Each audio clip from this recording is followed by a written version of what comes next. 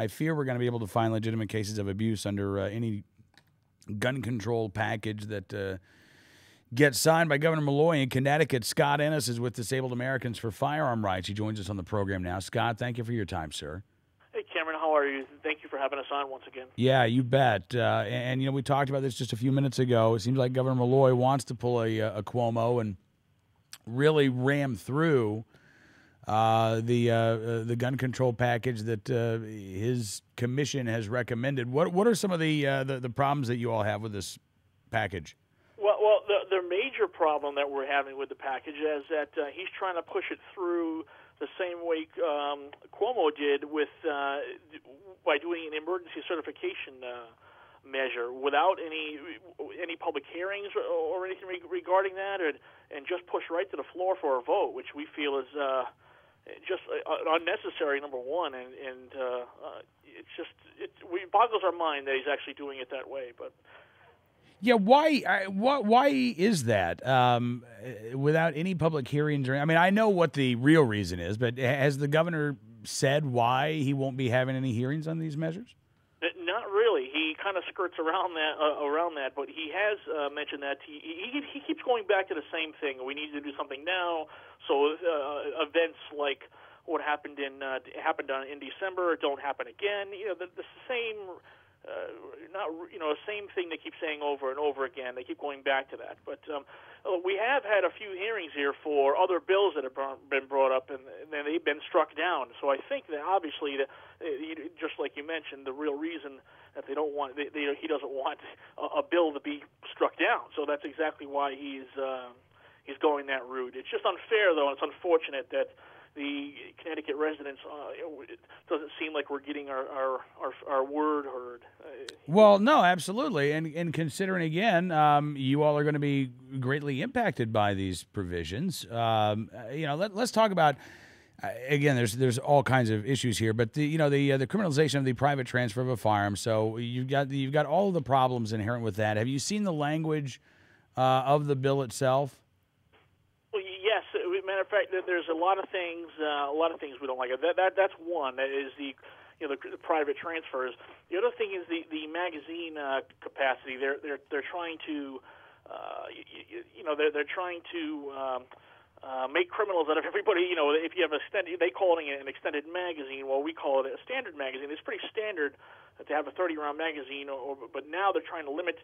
Obviously, they're trying to limit capacity to 10 rounds, and it's instantly going to make felons out of everybody that has a standard capacity magazine for their rifle, for certain rifles. But not just that, even handguns are affected. Obviously, there's hundreds of handguns that don't even have magazines that are under 10 rounds or under. So that will affect everybody. It's not just going to affect rifles. And I think that that has been left out by him. They're not mentioning that at all, but it's unfortunate because we've asked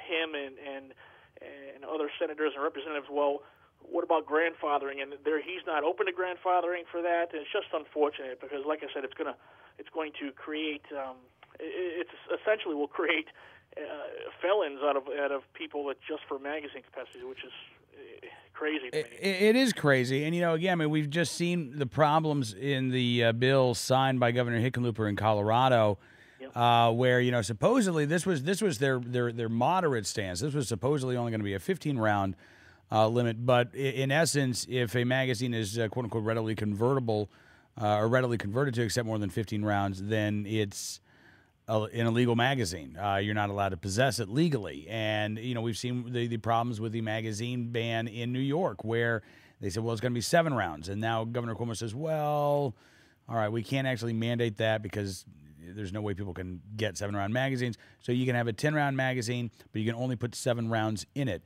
which is just stupid. That's just so stupid. That's like saying in order to get better fuel mileage, in order to save on gas, you're only allowed to fill up 3/4 of the way. I mean, that's just so ridiculous, Scott. But this is where they are right now. So I know that there are going to be problems with this provision in Connecticut, too. Oh, yeah, yes, there are. And you're exactly right. And, people have asked, well, Governor Malloy, well, what if I load my magazine, my 10-round magazine, up with 10 rounds, and I have one more in the chamber. Now I have a 10 plus 1. Am I a felon? You know, and he has no answer for that. And it's just, it's crazy that they try to push legislation through, especially with an emergency certification process. And then when you have questions for them regarding their legislation, they can't answer those questions. That's really scary for most people, because it tells you, it kind of shows you where they're coming from. You know what I mean, Cam? Yeah. It's just, it's really, really crazy. And that's not even talking about the proposed assault weapon ban that they want to push through. It's a part of that whole package as well. It's another whole crazy issue. Already, Connecticut was one of the toughest states where they allowed you only two of their quote-unquote assault weapon style characteristics. Now, right. They want to actually limit that to one. That was the last thing I heard. They want to limit that to one characteristic. So, for example, you're allowed by their standards to have either a collapsible stock, a pistol grip, or a threaded barrel kind of thing. But the whole thing, we all know that those options. First of all, they're not assault weapon options, and second of all, those options. It makes nothing. It doesn't change the lethality of that weapon at all. At all. It's just a way to get those to control guns, and it just does not. It's just insane to us. We just can't grasp it. So.